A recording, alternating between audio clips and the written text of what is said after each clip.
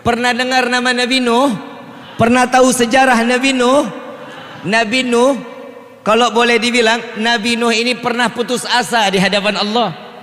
Ya Allah, hamba sudah dakwah, hamba sudah mengajak umat untuk memeluk agamamu, diajarkan untuk sujud kepadamu, melainkan mereka menentangku, mereka menghinaku, kata Nabi Nuh. Maka dari itu ya Allah, terserah, turunkan bala, silahkan ya Rabb. Tuh ditawarin. Allah jawab, udah nggak sanggup ya Nuh, udah nggak kuat ya Allah, udah nggak sanggup lagi ya Allah. Baik, jika engkau menginginkan aku turunkan bencana atau musibah, maka bangunlah perahu, buatlah bahtera, kata Allah. Buat bahtera pakai apa ya Allah? Pakai kayu. Kayunya dari mana ya Allah? Sedangkan di tempatku ini tidak ada kayu. Dikasih bibitnya, dikasih bibit, dikasih bibit, ditanam oleh Nabi Nuh sampai bertumbuh dengan begitu besarnya pohon tersebut. Ditebanglah satu persatu dan dibuatlah bahtera, bukan di pinggir pantai, di tengah kota. Makin umat Nabi Nuh mengatakan bahwa Nuh ini memang sudah gila. Kalau kita bikin perahu di pinggir pantai pada tengah kota, pinggir pantai biar dekat untuk ketemu air, ketemu airnya. Ini di tengah kota bikin bahtera. Akhirnya ini hamba Allah yang mereka yang sakit hati dengan Nabi Nuh, yang nggak mau dengar dengan dakwahnya Nabi Nuh, mereka berbondong-bondong. Itu bahtera lantai 1 dibangun sudah hampir rapi, dia berbondong-bondong semuanya. Dia kalau mau buang hajat, buang air kecil, buang air besar, larinya di bahteranya Nabi Nuh. Nggak mau di kamar mandinya mereka, nggak, maunya di bahtera Nabi Nuh. Dan tanpa disadari, saat bahtera lantai pertama selesai, Nabi Nuh mau lanjut lantai kedua. Di bahtera lantai pertama ini sudah hampir penuh dengan kotoran manusia. Na'udzubillahi min. Ujiannya Nabi berat apa enggak? Tapi Allah kasih solusi. Kita ujian baru corona kemarin sudah puyengnya luar biasa. Untung kiai di sini nggak ada yang minta ya Allah binasakan corona. Tapi dipelihara akhirnya coronanya. Jadi duit sih. Betul nggak? Di duit. Sampai akhirnya ada di, kita singkat ceritanya, disingkat. Nih kalau dipanjangin bisa sampai jam 4 pagi kita. Mau dipanjangin apa mau disingkat? Ibu lagi yang jawab tuh Pak, panjang katanya gitu. Udah berdiri panjang pula, kan bahaya. Terus ini yang mana? Lanjutkan. Saat dimana Nabi Nuh ini kotoran sudah penuh, ada satu orang lumpuh.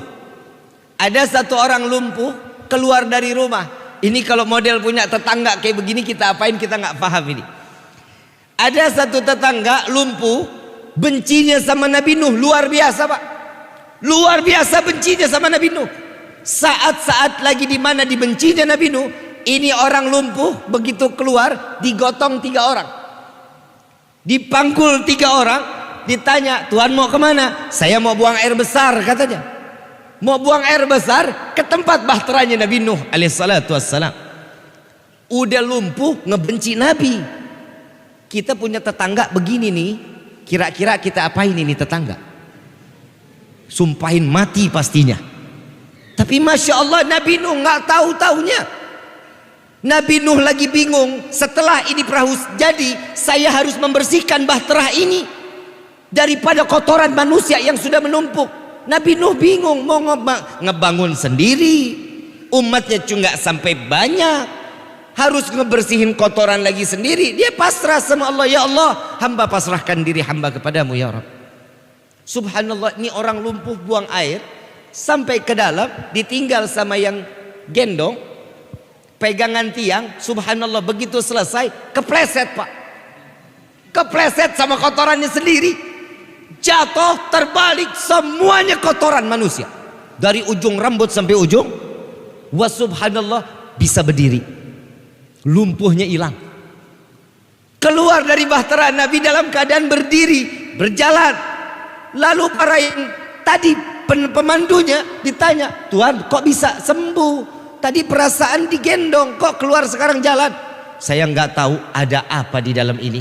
Ini kotoran, ternyata kotoran inilah yang bisa menyembuhkan saya. Memang dasar nggak punya akal. Allah balikan pikirannya, subhanallah, satu kampung ngerukin kotorannya sendiri. Sallu ala Nabi Muhammad. Masuk nggak di logika manusia? Masuk nggak ke logika manusia?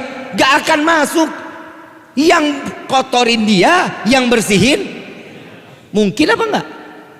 Gak bakal mungkin. Tapi Allah sudah membalikkan hati seseorang dengan penuh keyakinan.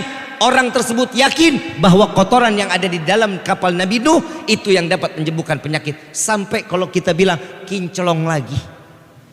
Tahu kinclong? Tahu kinclong? Kayak iklan pencuci piring.